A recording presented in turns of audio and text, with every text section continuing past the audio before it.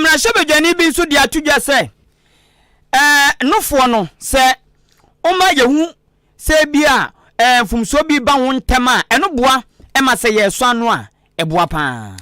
na sanso na enekopiem asante mantam a tapa eye krodua no omo ehene pon awo no mo ade atodwa kire mu se emabu na mo de edubone na mo se mo bafa no watum nyina mofo ade a asi ewo akosombo ya dam no yakoben ho na akotwa fa ngrofo so no eno nam soma Water River Authority for ahyebo se womo ne ade hyemo aka ni na betena boa womo akosise womo asombadwo womo na sanso na yebo wamane efiti eye ehine mebosome ne de toso enso afimpino ne aduonum yansamo ese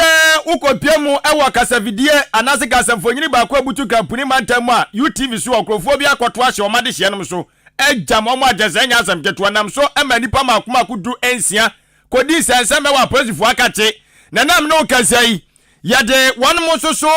atemuo ede aba sinus bi ekoye yede mu nkyeremu enam wei ene afufuro bi na nwume yesi adwa ede ba besom se nwume no nsia akan kase na yede aseda wampam aseda soko de wakona ti so babu na wasi achim dan dwom ne achim aboabu dwom kwa kodi janyansu ayedwodie da yede ko ama dwumakuo Audrey Jubilee Hospital wamo eboa ama esika ne anwumre yi na preku wiring and air condition services ena afi na sanso ana ayade se ene time aba center for wanum aso ye nasene o chese ba no wapamden emu ensam dia fadan womo na afi woda tumuda adishima ma mon kan chance se kase Facebook ni YouTube obehwe ye Ahenkan 93.3 FM o hwe ye na wo fili ana se okuta Yesu moja me kire yama ana okuta smartphone WhatsApp any SMS eye 0533898915 na wode wadwenche no afa ono mu anse na bekokora no information centers bi so kase ni denti bebro aduonum akwaduosia womo agepene efa kase live ebi eye ochenanti information center wo yawsewru akwase wa information center akwase wa krom ko sam information center wachem achiase God first wachem betenase Erade na ye wachima preku dimpa wachima sene mempa some I don't like words wachim asene adwempa information center ojinanko jama not wobono mantemu kai nyame achim achekrom David ba achim kodokumi osono achim esem yeni da so na erade achim krobasi de Yesu tumi ye achim jaha aguna twafo information center achim abenase Peace Information Center achim batabi afi eno sewa wachim anyinase eyadom wakeka no krobo tokua wachim odumase chidom wachim adubiase sumnyame chirimenken na pia information center onyankoma se dai kingdom come police evo oko achim okumani aboabo aka abonhwa wom so agepini efa kase live endodo na agiatuma wom efa akenkan for ye me kwaku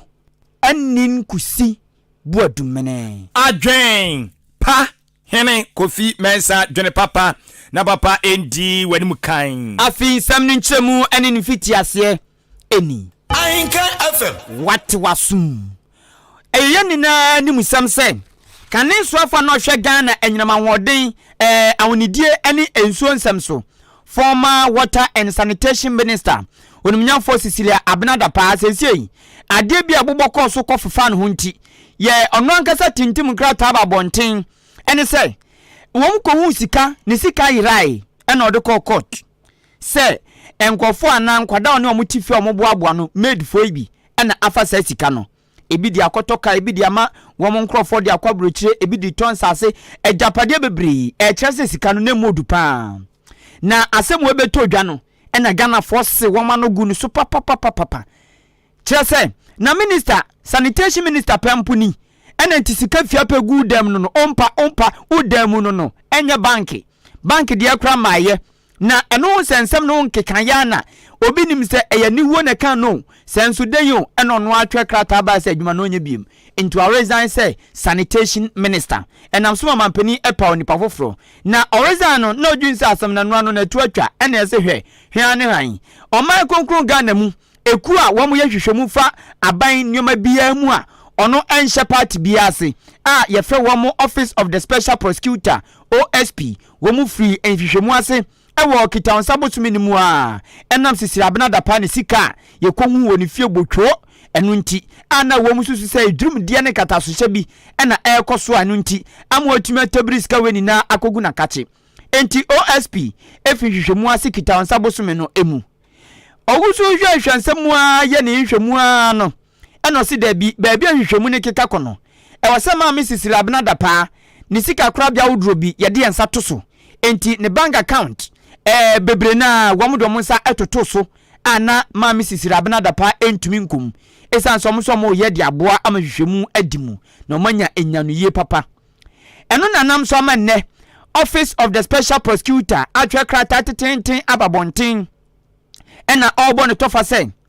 ehwehwemu na no mo ye nam so ema ma Mrs. Labnada pa ne banks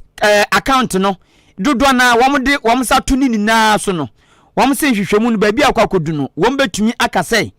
banks no sikakra bia no makomaku enum account no emu makomaku num de wom hu ni se fumso bia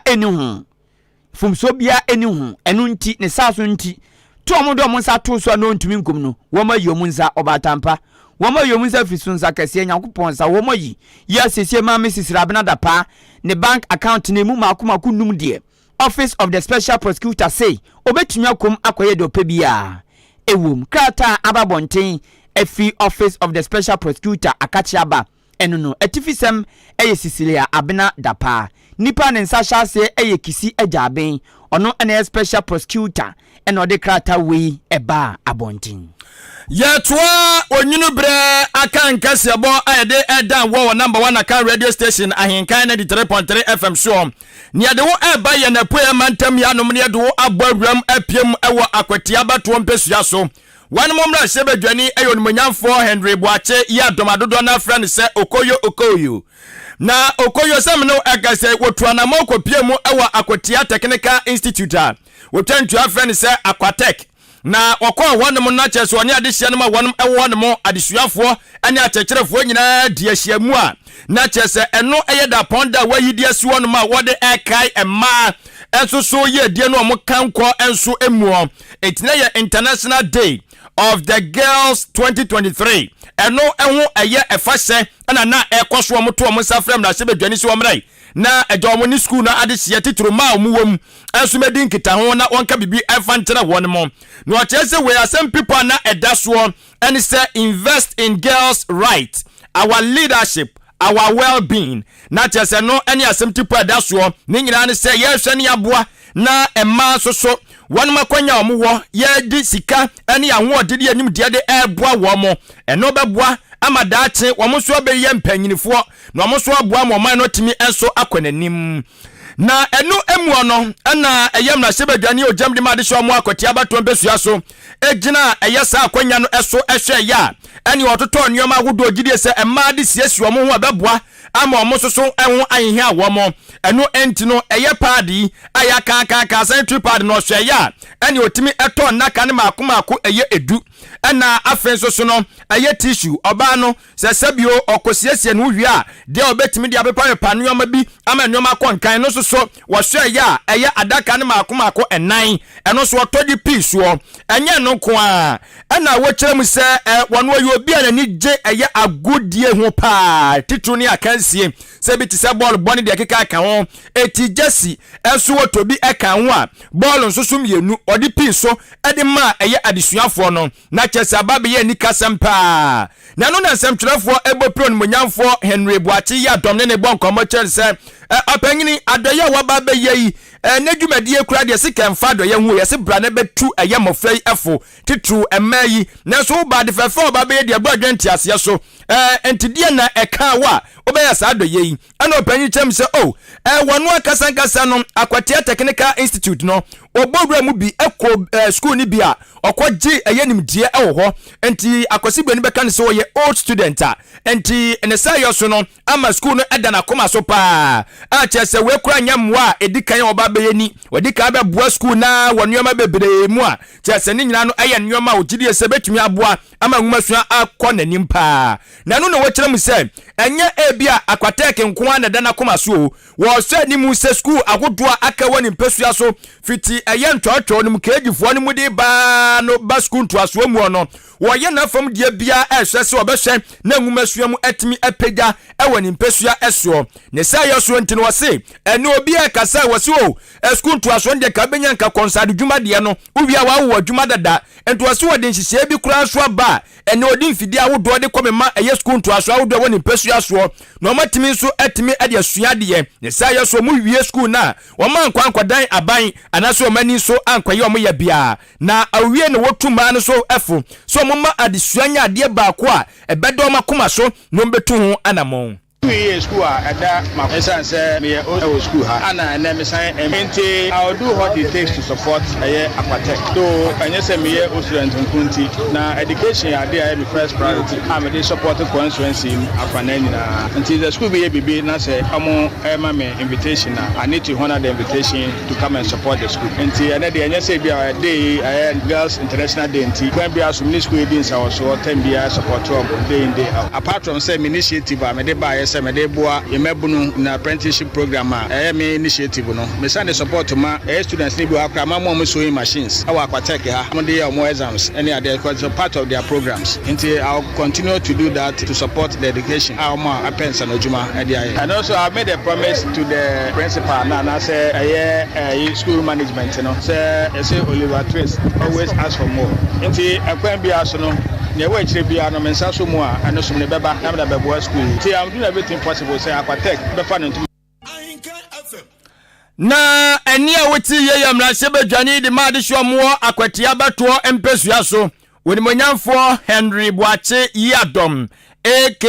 Okoyo ana wote ne nka no na eno achi no na eye adesuafo a yayi wono mo amo enso etina wode ma adesuafo ni nyina no hwe se on betimi aboa ma enoma konkan ebi se SP ni nyina no eye school prefect for no wo mo so eda eye onimonyamfo eye Henry Boache Yadom asepa srane se we aseda mo dano no omu gira so asa prese ebi enko na ebi mra biem se de be betumi aboa ma school na konanim enu nti we kura nyamra se badwane ne nko asade wote so obi biara ebeka wakoma bia no eya eba utim se wose okoye adoye akai se aquatech so omu hiamoa. On behalf of the whole Akwetiya Technical Institute administration and the whole student body, I would like to say a big thanks to Honorable and may the big Lord keep on blessing him. And we are hoping for more and more. And not only to Honorable, but people who are interested in supporting technical institutions, especially Akwetiya Technical Institute. We are hoping for more funding and more support. And to the government body who are into education, we know education is the backbone of the nation, so we are hoping for more support. I'll also say a big thank you to the Honorable for all the things he brought to us this afternoon. Once again, the girls, we are really happy for the sanitary pads and the floral tissues he distributed to us this afternoon. And also for the jerseys too. We are going to have inter-houses, so we ensure that we are going to use them for him to be proud and make good use of it. And also we are praying that we get more, because as we say, Oliver Twist asks for more. So we are hoping to see more of stuff from him. And we also pray that wherever he got the money to purchase all this stuff, God should replace it for him. God bless him so. Wey aya adesuafo a yayi wonom se omunua adesuafo nkaye no womonna wonoma no no mo so toto nioma enso so emfa ma school no enko nanim eti school prefect a wonom ewo Akwetiya Technical Institute no na wote wonom so enka so mo eda onimonyamfo aya Henry Boache Yadom aka Okoyo enso ase na yanto asoai enyi ne mebosumi bia eya bosumi a yedisi wono edi no fo ho adanse ebo no ho de rose yade betumi to hye no fo so na se yenyi bosumi mu a amfansi wono ma ho de rura edi asem beba daache ne sa so nti ewiase ni na agi atuma October bosumi de ewiase afana ni na edisi wono mo ebo no fo ho de ruru titru ene kokrama eya etom na eno nam so ama mra hye bedwani owo enya so tuom abeto ampeso so ewo nkramompuni mantem odumnyafo Dr. Dixon Adomaku Kisi owura yi kyerɛ sɛ ne saa so nti ene som asombo eno no fo so mfa so ma nipadua ebia ne emma titiri nti ono no atunu asi wono ma okɔ ne peso aso a ɔhwɛ kokrama ɛtɔ emma no fum kwa ama wo mu nyinaa ti sɛ meken ɔde dwumadie na tintim so a enye adeketo akra na ɛkɔ so no na mmarahyɛ bidani odumnyafo Dr. Dixon Adomaku Kisi ede tudwa kyerɛ sɛ kokrama ɛyɛ ɛtɔ no fom no ɛyɛ ade a enya de pa ne saa so nti ɛyɛ obɛsra pan sɛ nka brano yɛmbɔ ndawuru na ɛhin mebusumi no nso edu na sie yisi won se de kai no ana yɛ bɔ ndawuru a yɛnyere wɔn bɔ ndawuru na yɛmɔ manfo adwen mna so na woyɛ ɔba twɔtwɔ wanyi o woyɛ abrewo woyɛ hwanyo ɛso otumi mie wani kɔhwɛ sɛ kokram no ebi ba no fum onofo no bambɔ nsɛm ɛte sɛn ne ahwɛ aboa ama bibia totodin ɛde ama wo owura no ɛto aso a ɔkasa odwumadie nase wɔ abro mo yɛ free breast cancer screening no ɛna mmarahyɛ bidani de tu dwa sɛ ade ba ko wahu ne sɛ kokram no ɛba onufum ana sɛ tomu wie a na oma wɔ mu hu ne ntɛm a ɔmo so ano a ɛfo paa ɛkyin sɛ ɔbɛma na hyɛ ho akyɛ na afi wanya ntini na akyɛ ɛno no utu ase a wo brɛ papa ento oboma nyinaa kokɔ sɛ ɔbɛsrɛ sɛ brano ɔmo nyane ntientia te sɛ de ɔmo ware a na yetu ɔmo fo sɛ ya ma ɔnanye ntientia wɔ gyade na ukuru ni nka no saa bɛpɛpɛ wɔn mo na ntientia wɔ abenfo nkyɛn na wɔn kɔhwɛ kɔfekyerefekyere no fo no na moma abenfo hwɛ sɛ o ɛyɛ ana ɛnya fumso bi bam ana fumso bi amam na atumi aboa ama yɛn fumso ne ntem ne aso ano ntem na me etu ase nso a ansa ma me hadwen bia owura Adomaku Kisi ne nsɛmɔde tudwa eni breast cancer awareness intini oha yare bia mesre so hu ne ntem so ano ntem a okwa enso ent nti yembe manom ne yemba no so ombo hu dero so uni mo bia owo yare ni bia tunufo no ben hospital na yentumi so ano ntem emano onipa moti so kasei eya nya so tuom abeto ampeso aso wo momra hyebedwani onumnyafo Dr. Dixon Adomaku Kisi inkramumpuni mantem eno no eno achi ɛna maamefo anuanom ma ɛmaiwa wɔ fasenom nananom ɛma bi a ɛgye twi ɛne sa kopiem ɛwɔ anya so tum MP ne free breast cancer screening a ɔyɛ ma mai ase no wɔm so nsɛm biom de tudwa ɛne mfaso manya eni me da Dr. Kisi ani otia omo sondaye se ne omo ye health clinic amamu na me nhiro mo baby omo obi anu ya me nhiro mo na me mpajo mo sa na nyankopon to ne nkwa mo no mane sam na bio na tua sika bia no sa yale no doctors no dodo na me ya tia se every 45 eko 54 no omo ta nya eti na me ba na me dwene ho se eja me nso ebia menya sa age na wo ka ne die eti wo to de boss mia ha aso ha eye se pejesi ho no ma kuma ya da absorb yam anenti anada idea man e wo ha no dodo no anyame ya adom anya so to mu die ye constituency bi anyame ahye da ya da ahya yen esense leader na wo da ya no no wo ye sraba nyina ye ni mo bro ni be ka say misconception about breast cancer no be na ncheche na aba ne che say eye mema ne ya sedie kese kra say be boa ye yere no mu no intem ye ta check wo fi a say yade ni be mu antempa na ye be hu ene say early detection so boa ma ye so anu ntem enti ye be da mpanyifo ase say ene omde san cheche no abre ye enti mmarahyɛ badwani ɔwɔ anya so tuom abeto ampeso so nkramumpuni mantemu ɛna ɛyɛ free breast cancer screening ɛma ɛna empumama bi ti wɔn ɛkɔkɔ fɛkyerɛ wɔn de na ebi di adanse no na maame ba ko de onim so dua bɔde o tuzo ta dua bɔde pa sanza doctor ni hwɛ ne de sɛ de odua anwa dua bɔde da dua bɔde upeja na de siwo no amia nkyɛn na siwo kinkim twetumi sɛ doctor no ɔhwɛ ne de no man sɛ de odua bɔde kama wahwɛ ne kama ma no otu sɛ ɔsɛ ɔkɔ ayemhyehyɛ kakra wom because mfie no so wadu ti onso ɔyɛ na oni bia na abɔ ho ban mu onza no anhwɛ obenya bi to ɔkɔ no pigasi hɔ no ɔsɔ ha no ɔwɔ ha odisi wo kinkim ni ma wuse wa yɛ okay na watintima se na bɔde na gye ya asɛm amamefo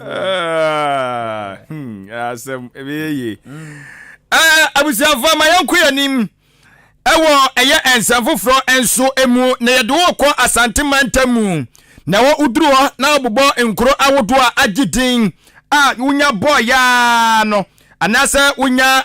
ete eye asantemantam pe nkura beba wutirimu no ba ko a wuntimi nka nyimfiri mu eye tepa na tepa man hene eye Dr. Nana Adusai Ampem a wodikan semino ekasai aja akra ade afutu ensam ade akode amaga na maburu titru ani mabuna omo eye wonempesua eso mechata pakuro ni mu wotrem ese eye nubwane a wonmo fa bi tise tramadol ne eye cocaine ni wi ni de akeka ho no watete wadna so atoto fompa hunu se Ghana sisi adi akotre awo mayi mu achese nya asem ketwa no so ba ni mpesua ne so a wawusa ne mabunu dodo na domo agimu bia chese wone nananom atre nkonya wonma nsore wa kantu so sape ebeji nsemu no si we kwan so monnom anakomo akasa di tro mo ba bi kom no mo fa ni nsamoni bia de a se ne wa akasa sabi oyo wase oyo ho etika we de komu no bia ni asem na so monnom sa nubone wia na sabi o mani so ya krakrakrakra ensamoni ani nioma hunu kwa no mo eye ebi bokro no na ebi sabi bi tomona na ebi soso entokwa hunu atese emfasum due enso emma ne sayo so ntino wabo eye emaburu ni nyina kokko abo awofo so kokko se wa wonim se obabia no sa nubone wade ne ho agimu no wo mbefriase ato mo so sa ewata pampatam wo no mo edisa wo wofo no wawofo no trase din ya nhwan nim so oba ne ofa dubone ne wanka ni akwache no anya afina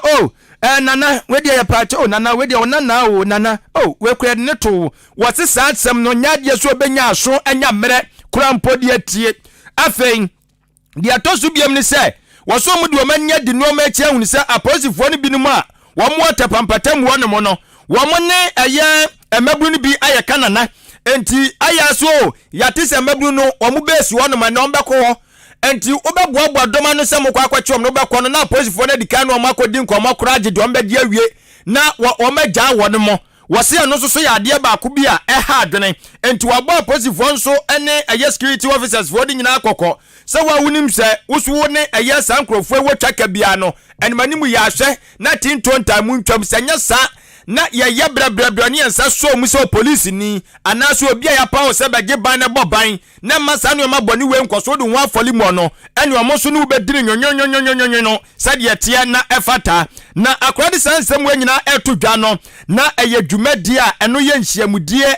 eno etoso maako enso eye mpa bodwumadi ensori awodo e wotepampatamu nyina no wo mka wo mtambom no masane mpa bodi agukuro no so enti akwasibdo ni kasemu ono wase eye tepa local council of churches 7th annual prayer conference adwumadi ase na eye wonyin point semwei etudwa Kolana enum tramo eni kokeri bebi a wo mo no tramo no bi num kokeri nyina nananom yedim ni nyina me ka wo yi akire mo amowa na mo akasa akire mo ma se wo ba num bi a fa no hyefie se wo no bi num bi a fa no hyefie na wa hwe ni e be kire wo de hye bi de no ko bebi a enka kire pe no bi a se yenko belu ma enye sa wa mo fa so bo no mo na bebi a wo to nyina yedim ni nyina enti wo ba wo bi a mo kasa akire no de ehu ni se ya priest for bi no ne nkola no akambo priest for mu bi o no mo nyina no mo muska enti ye kwa ye nke wo edu ba bi a minim se mo hu wo ma no tramo no bi a so mo gyina ho ade o mo ye so akora bi no bi a wo de se kan akora e wo wa onsuro o wi awade a onfa ho enti ye de ye ni a ye bi tu o mo so sa nana kire mu so no a be friase atu o mo so sa tu ye be ma pa wo si utua dua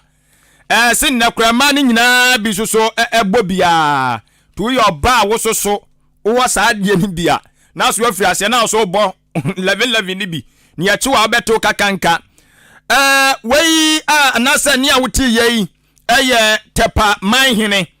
eno eye Dr. Nana Adusai Ampem a odikan ena ne ni twagu ye no ye toa anwumre no nsia akan kase no so na me ka wo se wasugusu ya wutie ewo Ahenkan FM wate wasumpa pano for adwenchefa 0533898915 text message and na WhatsApp ya bekenkan ama Facebook nso mawuli adawro ma watam ya tumu yopo obehwe Ahenkan 93.3 FM na de adwenche no aguo no mo animusam akosomo dama Kwame Nkrumah da Roma na penso na da ne ne nyina ahoden na kakra nya yenso ne yesre free aman awdro bisu na owura si da bida adenti na enyina ahoden yenya free nsuom na ensonso abuga na so say tam na yesre enyina ahoden free obi man so ne sa so nti osadefo Dr. Kwame Nkrumah ne di mpanti anopa wi nwure Ghana fo kai no papa tinti moroti se de otwa tete esi po change se oba one ne kunu kosia ni ene otutu enimanimu atoto nneoma akọfa abrofo ba Ghana ene ombe ye dam ema yen ewa kosumo ezan se onum na nsuo kese pa da honum a enhwemu beda di ses wo mu ye bi honum a ebeboa ama yankase yenye yenyinam ahoden ti Dr. Kwame Nkrumah da Roma oma wo mu besi akosumo dam eno ena ama Ghana nyinam ahoden a besi nei ya empo amaya fufuro bi krampo esanso kura nya bi mfaso efri akosumo dam yiso na eno na dam yi honum a etumiwe se edu opebrema etumiwe kofom kra ekoba no sa na se nyinam ahoden no temacho kakra ba ho ebepopo nani kakra ene tubu won so a etumi ya ma na ebuso na sami ken ayama ebuso eno na nam so ama Voter River Authority VRF ese sadie ayama ebuso no so ma nhwe embu bia mfirima ede asembone ebeba ebetumi ama akosumo dam no ejija kra ne saso nti wo mu bie se ebi engu ti ano no wo mu be ho na eno na akosumo dam ya Voter River Authority foko be ho no ede nsem bebre aba bia omo ko be ho no ensuo no se de eba na no den ne dodo nti akotwa fa nkroto awduru ebemben dam ni na ama enipa be ye makomako aha 4000 empem 4000 mom womu ni na womu fie ni de keka na womu nya ba bi ntina woma adan ni enso amene ni na se oba Facebook live a obenya mfoni ni bi ahwe eno nam so ama asem ya asi ewa kosomo ni potem no akwakoya asem kasia papa ama omanfo edidem omanfo apra ajapade omanfo ahwiri bi pa na Chief Executive Officer kwanchefo panyina oda Voter River Authority V area no Orua Emmanuel Entwidakwa ede atudwa se de asino avreho na enye womo ani suade hunu ana omakoma so ade ne se nkombe bie nsuo no amana twiafa enkrofo so da bida enye saa enomu susunye nanso akwakoba ne saa ne saa so nti womo ne woma omo aka adwamu nkrotoni na ne omanfo ni na ebekoso adinsa woso akosi se de ombe hia nimanim ya bema woma setena akoso ni na no Voter River Authority for a crowd se wom de sanuma ni na ebeboa wom na wom sanso ekato so se empo wom adwuma efo ni bi ground so a enso ye yiri ye anomu bie ye akotwifa wom so yi aha wom enti gina anasi asini de wom no mu ni na ene betwa gyajo no kosi se abotoyem ebeba. Yes, you are an example of how to deal with disaster. This is the best way to deal with disaster. And I'm saying, it's Bribia Muhia, Bribia Atomo, you be providing resources near the eye. The catcher at the Ubiase, Yin Jamuda. Also, Profi Hanmamuya Jumovia, Timistrema Ara, Montia, Asem Naba, they say Dr. Simrahan, any I did not move for said name Profomania, Yabe. So say it's a room, so say Pamucho, Yabe, but I didn't come.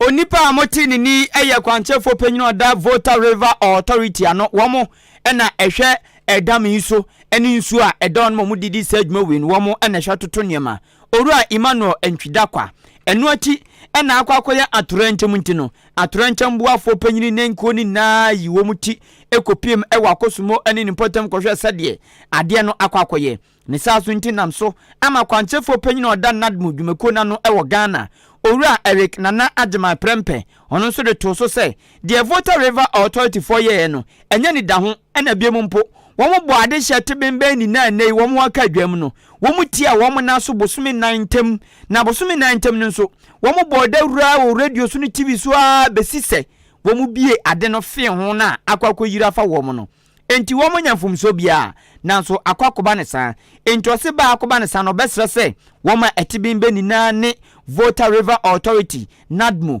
abanu eni nipa bi eka bi egom endin sa so se de bia woma hia de bia no wombetumi ahwe ayama womo ka de hye womo nkran se de asi abana ekrado onkoi womo yamu anaso yina ni ma womo ono ombetena ahwe aye nyoma bia womo hia edi ama wo mu here for yes so much that so mu bi nso amana be ham but problem na aba no ya simulation exercise we have 4 months ago am obi ehu da ho so se bibi sei ene besi yes starting so about 2 weeks in a radio station bibia tinye se ye ya de no wa bra yan kan kire obia but assurance e pese mamu ne se ohu se obi e ba bia ban government enjai mo cause this year not before wa ha ye mamu aduane ye mamu mattresses ye mamu bibia se de mo ho betom nti ye enjai mo e ma mo ho enkyere mo nti de esre mo ne se mo ne ye be ba ko na bibi hawa emfa bufuo not before wa ha VR for wa ha wo problem bia na wa ko mo na no maka oh ye fi say bibi wo wa ye chirichiri mu kire wa obeti ase nti ye total cooperation from all of you ye wo at least ye hu bigger picture no ye behu nia eba esen mo amote faako eti bibi e beba no mama mfa ne say your how ye enkwagye situation mu ne wo first eti think of life first and sana property eti bibi e beba no montie na supam na mon cooperate na at the right time no we will take the right decisions. Onipa amochi so akase National Disaster Management Organization aye twanitia FN Nadmu atrencham boafokuo wo mu panyini pon odano ewo Ghana Owura Eric Nana Ajeman Prempe okopiem ewo biaya enso ya yiri akofa wo mu nyina no da bi wo mpanyini wo manhye dan yiri we yakobe akosumodam ho ene kotwifa wo mu so okoho ene odi nsem we kotudwa na mayemfa sidama ya naboafo time eba sentanti yensuro yade yade no onna osene ani aden sadean wona oso ye ho pandemic o time eba center for hodom ne de yada kra na enei esanse wo mo hihye mo ye nyina no yede obade aka ade ato wo pepe wosi dua no yenni aba no na haban ne hu no ne hini yenkeka ensi ani niamfa nsan yade ahodo ekwan nani enti time heba center eno aso no monam o the time heba mixture de aba eno no eboa ama yade bi ti se enti de yade malaria no etu ase kra saa so na fever ne de eno so ni mu a etene te anya asem ketwa wanum ato ntebe ndidi a ma ha hu bebre ai appetite no olusi wa hu ma renho per time eba mi sani bi na bobo aduane ubedi asa jintumu afi umpa no umpa so doku na ya ne nyina no time heba mixer enu achi enu osi da bi wosi yehwe na yade no kra yesi ano kra wa bra anya kwanya mpom ma ni paduane mu na kampesi achinchere kra kopa anu aduro etu the time heba mixer so de aba eno so boa ema asra na wo ni paduane mo ya den wo no wonya ye den sha yade bia ni wono mo benya akwanya abawura ni paduane mu etia no a boost system no amanuama ekonkan enso edema pa sanso na hwe wese wo te so wo ho mekora ma ye kafra awona atiagu suei oh time ba mesha pebina bobo watiasi kinkem ahode aba na aduroi nam se ye du papa ntino eno a ebo no ho don komi achese enso to enya asem ketwa na ni nyina mu ono yato apete Ghana ni ntoni ni ntwa asa mu nyina ba bibia beko bia bowura herbal shops ana say pharmacy shops mu na busa time herbal mixture ana time herbal mixture ni bi na obenya dodo bia wo pe bia afi na bia wo de pharmacy shop no wabie herbal shop no wabie me pa to say de be ya usika benyini from na business ni be ko na ni mu ntino ko fa time herbal center for mundro ni bi na fa begum na obo say ampa business ni be ko na nim ya ntwa dro bia akra na nya time mixture na say time herbal mixture ni bi 0244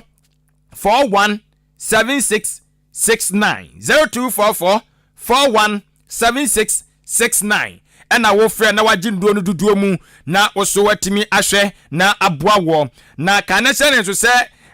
time no nei no ba katalinti adoso pa frugu nso adoso ti kramofo papa no sɛ bia nkyɛda hu wo mo time no yɛyɛ de ne TIME tu koto na time na wo ho no yae ni TYME no hu se san krofo di bia wo be bua fa so ti per time heba mixer ne time heba mixer ni bi na bobo na enko enoma enko ye ma wo enoma enko ye ma wo yese mwani na dane no anane bia ya be sa betwe ho adwo na de me kan se ene wiase dane papa ei me kai na wo beba ko bubu Japan dia be wurewura mu chiam ene ewo ho na nso enye bebresa na uso a nwusie be ko wani won se ene wiase na dane ama ese cylinder ne na sefo ni na be yi sanu me na firu an kakrakra eyirako esanse no nso a eye fast ene san simple enti wiase ne dane pa kane no na odam na shodo a ubie untokua bie opuno na mframa no papa oboni oni na awram papa oboni oni na awram ene ho a na esi bibia be de fan ye ho a esi bibi nso ba de air conditioner na air conditioner no eno na mprempren di odi ne hene amano ne Ghana baby bia na anika sam ne se woma fixe air condition no e wo Ghana no wo nnoso eye ketua bi wo musa ena na preku wiring and air conditioning services o say problem be na wo dan ne important efa wo air conditioner ho bo modian so betia ne na so wo de no enyu ana se embonyu ana emu onyan ana ebo amframa no anu nyanyu emu ohye emu bon de o face challenges bia o face wo air conditioner ho no tia na preku wiring and air conditioning services ne nan so keke na obeba be hwa fix ne kama ama britie wa mu eno no ena afi nso wo onua bi a 15 years eko 20 years na se opeso osua air condition adwuma na ode ne ba obekire obosumi kakra bi ntem na wa training no a bin wom se ohun sa adwuma ne ya ubedi papa ubedi sika papa sanse no a ena ewo so okwa Arab countries ya Dubai Qatar ne nasefo ya wo no ewia bama barbering shop kranko na air conditioner 3 2 wanya ye ma umbie en operate enti ama ehu adwuma ba na so wo menim hu adwuma ye no esua enti sua bi wati obi ni mo chena sem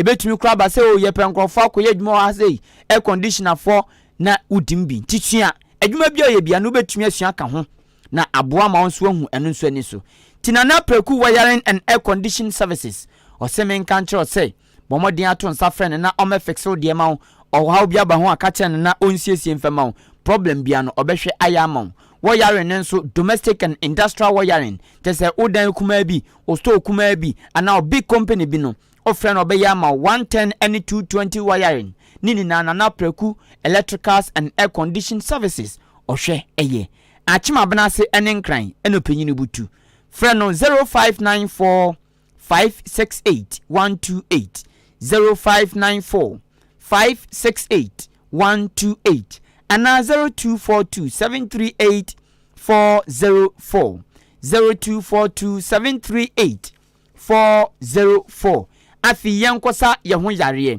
Jubilee Hospital ene bia ya American farmer say yare bia etetew uti umu wafu oto asintini udodom wani ohwenim utinwi problem bia wo face no fako Jubilee Hospital honam ni mu ana honam nani wo mu mfidi a ekire sa yade wani na hwehwe sa ne mani na ahinta no na aboa am yetu ase e de amam Jubilee Hospital o se yade biara wo de ba wo mbehwe etu ase kama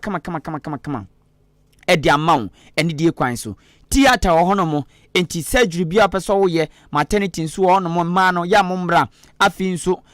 ultrasound and ECG scan machine one more counseling unit laboratory one more test bia on be rane amount afi eduro bia wo hospital one more so onya no ye de amount eye clinic diabetes any hypertension clinic canteen e wo Jubilee Hospital insurance nso eye adwuma achimodan ene aboabo kwantempo no so amantra ena obehu ayasabia kese for 0244 575799 0244 575799 and 0241 784 645 0241 784 645 now ne one more edins also na ma yankuya nim wonsam foforo enso emuan na adishima ma sade ye nyina yanim sam na yabomu nkyeremu ama na wura wasumu besa na watwe enso entamunie na eye ahini mebosome ne da na toso enso afimpino ene adonomi ensa na yeda memenda na sadai ena chese wo mayi mu babia befa bia ofa bia fontenta so kasafdia wodo so kasafonyina wodo so na babia ye hei ni nyina ene se okopia mu akabupuni mantam a ɛyɛ kasamfonyini baako adi akokyerɛ wɔ man mu ha ɛyɛ United Television a yɛtwa nti afrɛ no sɛ UTV wɔn mu dwumadie bi no ɛyɛ nigyeɛ dwumadie a wɔdi no ɛyɛ memenda bia ɛwɔ to den ɛsɛ United Showbiz na saa dwumadie yi ɛsoɔ ɛna ɛyɛ MPP adehyia mma bi no mo ɛwɔ saa October bosom da tɔ so enso no wɔabla dwumadie nguso ɛkɔ so a no ɔmo te ya ne sɛ dede bi bobɔ ba dede bi ba na dede we de anfa na firi a ɛba yi na kyerɛ sɛ ano ayɛ den ɛne ɛbiayɛ dwumadie ni kɔ so no mu ya ne sɛ dede na duru hɔ na afei atwotwodo ne ani ntakuku damfo nipadɔm nie ɛnom sɛ ahanom de obi antimi ngura asa o ne nipadɔm sɛ kura de studio de nipadɔm sɛ antimi ngura wo afei ebuso mo sɛ mo haw ne sɛn ɔmo kyɛm sɛ ayo yɛ MPP kuoma na sɛ dwumadie mu guso mu edie ya hwɛ dwumadie na hunu sɛ mu firi ase no na yɛ nigye dwumadie na mu die sisi amadane na moyɛ na manyɔsɛm na wo hwɛ ensɛm so so amabadwa kuofuo no ɛkeka na kyerɛ sɛ asɛ yɛ ma mpanyin na dankwa kufa ne Dr. Bawumia na mode ɔmanim ayɛ fam ɛna sɛbi mode twitwiri wa ha enti sɛ deɛ ayɛ ne yɛ ankasa yɛ aba sɛ mo ma yɛ kwanya ne yɛ so yɛ nkyerɛkyerɛ nsɛm mu enti agya moka na nya saa na tia ne yɛ so yɛ atenetene mo ɛna mpanfo kyɛm sɛ oda bi yɛnyɛ ne saa Ghana mamla ne ma yɛ kwa saa yɛne yɛyi adwumadie ti wo pɛ sɛ wo ba mu a nya abotrɛ ɛne kyerɛ sɛ ɛkɔyɛ kasakasa bebree ɛnam so ama posifoɔ ɛso yɛ ɔma fam ɛdeɛ ɛkɔ hɔnom ɛkɔkye adehyeɛ maako du ensia a kyerɛ sɛ ɔmo de ɔmo ɛkɔɔyɛ a ɔmo kɔgye ɔma no asɛm na ensɛm no ɔmo de ɔma ne di akyire ɛne Ghana obiara nipa dodoɔ na do ɔma no atom bi atwetwe ne ani akuku damfoɔ atwoma no bia kyɛm sɛ da bi sɛm twerɛfoɔ adwuma no deɛ nyɛ saa ne ɛyɛ no koraa ɔma anyɛ ne yie MPP amanyɔkɔ ne mpanyimfoɔ na bi so koraa de atom a ɔmo so de kyɛwpa ɛde aba na akasa asɛm no yɛbɛhwɛ ne yɛpɛ ne pharmacy bia sɛ deɛ bɛyɛ de suadeɛ bɛfiri ma bɛnti no asɛm yɛ rekɔdan asɛnde bia ɛno ɛyɛ Achimota Magistrate Court ɛna ɔnom kɔ asetena wɔnom kɔɔyɛ sɛdeɛ nsɛm no ɛbaayɛ anaasɛ atemmuo no kɔɔyɛ nyinaa no ma yɛnkɔ homa no so yɛ nsɛm twɛ ne yima pa a wɔsan so di ne dwumadie ɛwɔ Despite Media mu hɔ Akyemkɔda na ɔnom berɛ mu international killer odi Ahenkan Kwame yɛboa wɔ homa no so ɔpanyino temenka maaduai na akora mpo mu nyame adom agya okurokure mu saa na ɛne da yɛnya ne nteɛ sɛ kɔɔto kɔ asetene no ɛyɛ Achimota Magistrate Court ne nyinaa no ɛyɛ ensɛm a anaasɛ ɛyɛ nneɛmɔde a adehyia bi no mo ɛbɔwura Despite Media United ɛyɛ television soɔ ahini mebosom da na to so nso afimpino ne aduonu miensa a omukɔ yɛ dede wa bɛ na dwumadi a friend sɛ showbiz yɛ kɔsoɔ na asɛm no kɔpie mu wɔ court no wadaroma wo na wugina hɔ oni ehunu de atwa agu yɛ nyinaa atiefo ayɛ krado yɛ pɛmu nkyiremu yo medase me atiefo nyinaa so adwo sɛ de waba asɛm no nyinaa so fara saa pɛpɛ ɛna tie nti emampanifo ɛda Despite Media no ene ya lawyer for edi nkomo we say asana ba ko plea court na asutwi bi fata manche na tell them previous omo de emrahye omo nsem eye de omo pe no emra ne omo ti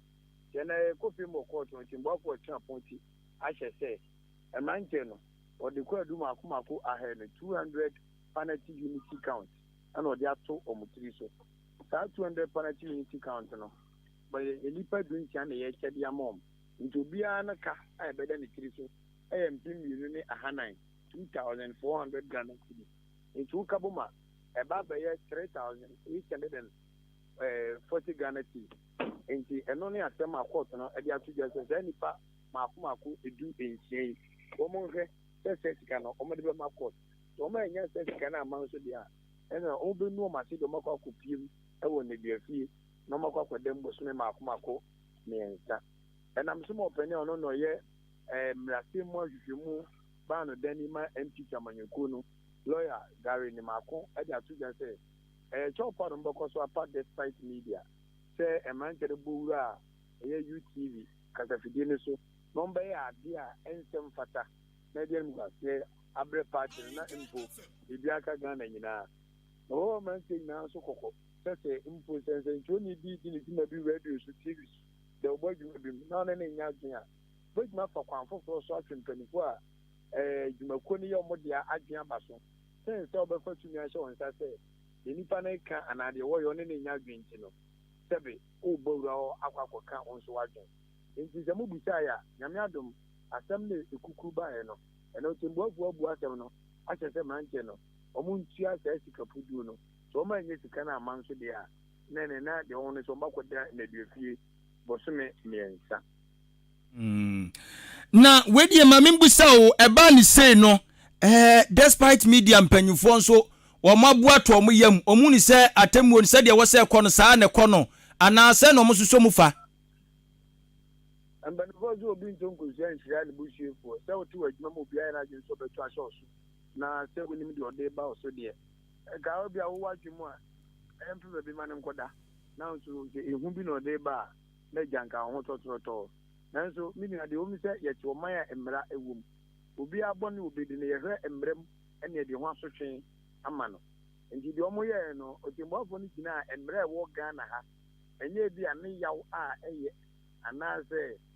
yɛbu do ne so na ɔbɛhwɛ ɛde abu ɔmo ate ne mmom no mmara a yɛahyehyɛ wɔ Ghana no ɛna otemmuafoɔ no gyina so ɛde ho asotwe ama ɔmo nti bi a management ɛnhyɛ da nka nkyerɛ sɛ sɛdeɛ atemmuo no kɔ no ɛyɛ ɔmo dɛ anaa ɛnyɛ ɔmo dɛ